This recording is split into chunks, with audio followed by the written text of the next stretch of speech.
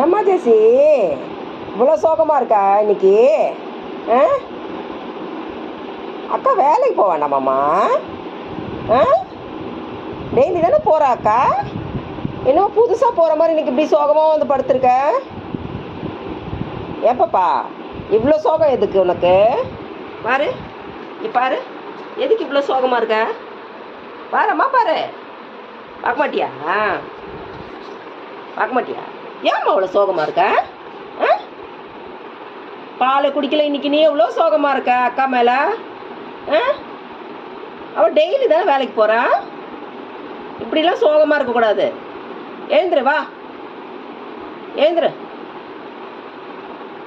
வா போய் பால் குடிக்கலாம். வா வாம்மா ஜெஸ்ஸி, வா ஜெஸ்ஸி. வரமாட்டியா? சரி அப்போ நீ அப்படியே உட்காந்துரு.